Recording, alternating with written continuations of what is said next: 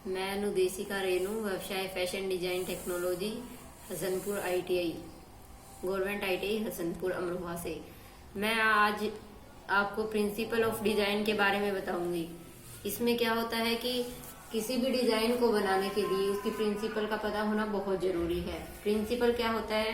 Principal एक सिद्धांत होते हैं जिसके बेस पर हमारे डिजाइन बनाए जाते हैं कि किस तरह से कौन सा डिजाइन कहाँ पर यूज होगा, उसके बारे में हम आज आपको बताऊंगी।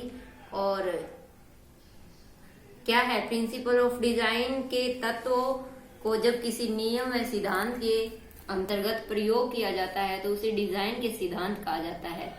इसमें क्या है कि जब डिजाइनों को किसी भी नियम और सिद्धांत के अंतर्गत जब यूज करेंगे हम उसको, तो वो क्या कहलाता है? सिद्धांत कहलाता है किसी भी डिजाइन का। इन सिद्धांतों के प्रयोग से डिजाइन को और अधिक आकर्षित व सुंदर बनाया जा सकता है। सभी फैशन डिजाइनर को इन सिद्धांतों का पता होना चाहिए, तभी वो क्या होगा कि तभी कहाँ पर किस सिद्धांत का, किस प्रिंसिपल का यूज होगा उसके बारे में अच्छे से उस डिजाइन को यूज कर सकते हैं। डिजाइन के कौन कौन से सिद्धांत होते हैं? प्रिंसिपल के कितने सिद्धांत हैं? 5 सिद्धांत होते हैं। पहला है अनुपात, संतुलन, लेग, बल और एकरूपता, जिसे हम क्या कहते हैं? यूनिटी, एम्फेसिस, प्रोपोर्शन, बैलेंस और रिदम। अब इसके बारे में हम आगे देखेंगे। देखो, अनुपात क्या होता है? किसी एक वस्तु का या एक से अधिक वस्तु के मध्य के संबंध को उस वस्तु को अनुपात कहते हैं। यानी कि जो भी हम डिजाइन बना रहे हैं उनके अंदर आपस में अनुपात होना बहुत जरूरी है। अगर अनुपात नहीं होगा तो हमारा डिजाइन एकदम से बेकार या भद्दा लगेगा। वो अनुपात हमारे कलर में भी होना चाहिए, हमारे डिजाइन में भी होना चाहिए। किसी भी तरह की अगर हम एक्सेसरी यूज करते हैं उसमें भी उसका अनुपात होना बहुत ही अनिवार्य है। इसके एग्जाम्पल के लिए देखो, जो ये PDF फाइल है इसके अंदर तुम लोग देखोगे कि इसमें डिजाइन बना रखे हैं, उसके अंदर भी इसका यूज किया गया है। नेक्स्ट है हमारा प्रोपोर्शन, जिसमें हम संतुलन, यानी कि संतुलन होना भी बहुत ही जरूरी है। और प्रोपोर्शन में क्या होता है कि जो भी डिजाइन हम बनाते हैं उसका पोजीशन कहाँ पर है, कैसे उसको यूज किया गया है, कोई भी परिधान है एक दूसरे के मध्य दिखने में उनका क्या संबंध है, कितना उनके अंदर अंतर है, सब कुछ प्रोपोर्शन के अंदर आता है कि किस पोजीशन पर हमारा डिजाइन बनाया गया है।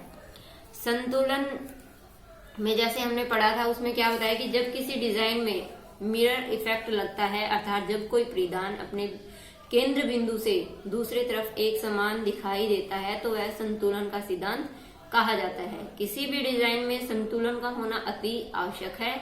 इसके कारण परिधान जो है, परिधान इसमें क्या कहा है? कोई भी हमारा पहनावा है, कोई भी हमारी ड्रेस है, कोई भी हमारा गारमेंट है, उसके डिजाइन का संतुलन बना रहता है।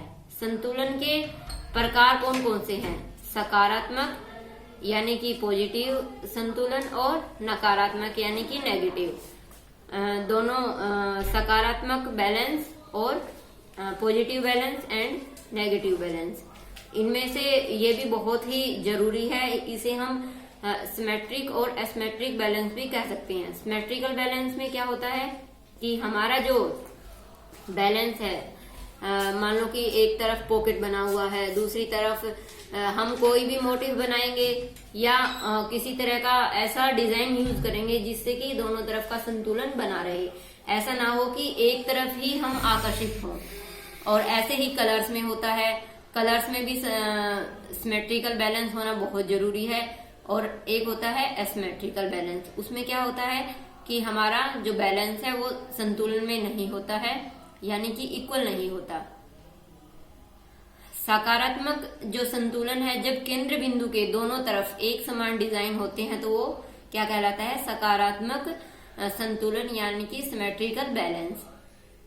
और नेगेटिव एसिमेट्रिकल बैलेंस में क्या होता है? जब केंद्र बिंदु के दोनों तरफ एक समान डिजाइन नहीं होते तो वह नकारात्मक संतुलन होता है।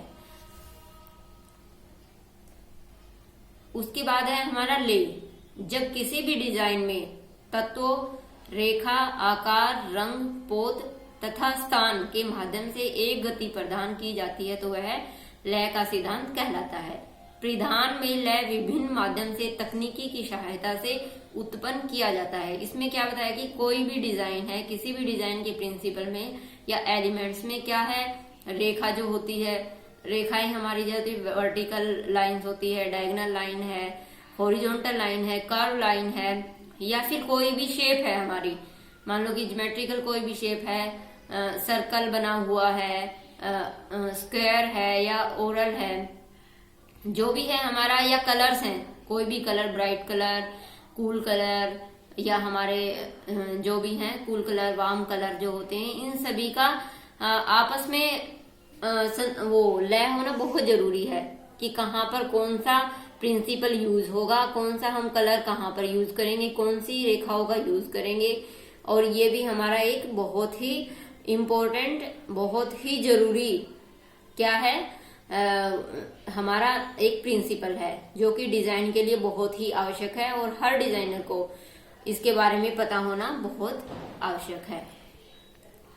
ले को हम रिदम भी कह सकते हैं। और लय के प्रकार होते हैं। नेत्रों की गति के आधार पर लय मुख्य रूप से 5 प्रकार का होता है।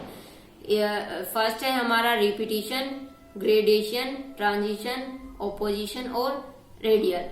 इनके भी डिजाइनिंग में अलग अलग तरह से ये यूज किए जाते हैं। रिपीटिशन में क्या होता है कि कोई भी डिजाइन कितने टाइम के बाद यूज होता है, या कोई भी लाइन है उसके बारे में हमें पता होना चाहिए, कोई भी डिजाइनर है उसको पता होना चाहिए कि ताकि डिजाइन जो है इक्वल टाइम के बाद रिपीट हो। कोई भी डिजाइन है या कलर है, कोई भी लाइंस का यूज किया गया है, या कोई भी हमारा किसी भी तरह का कोई डिजाइन हो, वो इक्वल होना चाहिए, इक्वल टाइम के बाद उसका रिपीटिशन होना चाहिए। और तभी क्या है कि हमारा जो डिजाइन है दिखने में अच्छा भी लगेगा और उसकी तरफ क्या है, हमारे जो बायर है, हमारा जो कस्टमर है वो उसकी तरफ अट्रैक्ट भी होगा। रिपीटिशन में क्या होता है कि डिजाइन को, किसी रो को या स्ट्रिप को, किसी को भी हम रिपीट कर सकते हैं। ग्रेडिएशन में क्या होता है, जब किसी तत्व को या अन्य मोटिव को बढ़ते या घटते क्रम में, हाँ, ग्रेडिंग क्या होता है कि ग्रेडिंग में क्या करते हैं, किसी भी चीज को एक मेन डिजाइन को लेकर उसके अंदर साइज को डिक्रीज या इंक्रीज करना, उसी के बारे में बताया होता है ग्रेडिएशन भी, कि जब किसी भी तत्व को, किसी भी एलिमेंट्स का यूज, हम किसी भी मोटिव का यूज उसके साइज को घटाकर या बढ़ाकर करते हैं, वो क्या है, ग्रेडिएशन है हमारा।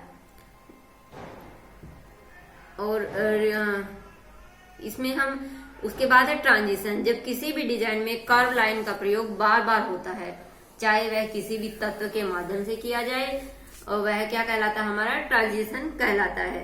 कर्व लाइन का प्रयोग चाहे वो हम किसी भी एलिमेंट्स के माध्यम से करें या जैसे भी करें, वो क्या कहलाता है, हमारा ट्रांजिशन। ओपोजिशन, जब किसी परिधान में रेखाओं का प्रयोग इस प्रकार किया जाए कि रेखाएं सही कोण में मिले, तो वो क्या कहलाता है, ओपोजिशन कहलाता है। रेडिएशन, रेडिएशन क्या है, जब किसी भी परिधान में रेखाएं एक बिंदु से निकलकर अलग अलग दिशाओं में जाती हैं तो वो रेडिएशन कहलाती हैं। जैसे हमारी रेडिएशन निकलती है ना, वो एक, उनका क्या होता है, एक सेंटर बिंदु, एक सेंटर पॉइंट होता है, वहां से वो निकलेंगी और किसी भी डायरेक्शन में जा सकती हैं वो, तो वो क्या है, हमारी रेडिएशन। उसके बाद है एक बल। बल में क्या होता है, जब किसी डिजाइन में तत्वों के माध्यम से किसी एक स्थान पर आकर्षण उत्पन्न किया जाता है, वह बल का सिद्धांत कहलाता है। इसके अंतर्गत परिधान में रोचकता तथा नियंत्रण का यूज किया जाता है। एक रूपता, एक रूपता में क्या है कि जब उपरोक्त सिद्धांतों का प्रयोग अथवा डिजाइन के तत्वों का प्रयोग इस प्रकार किया जाए कि विभिन्नता होते हुए भी परिधान में संतुलन तथा एक रूपता बनी रहे, वह एक रूपता के सिद्धांत के अंतर्गत आता है। और ये था हमारा आज प्रिंसिपल ऑफ डिजाइन। आप लोगों को अच्छे से समझ आया होगा। और ये यहीं तक ही थी हमारी जो टॉपिक था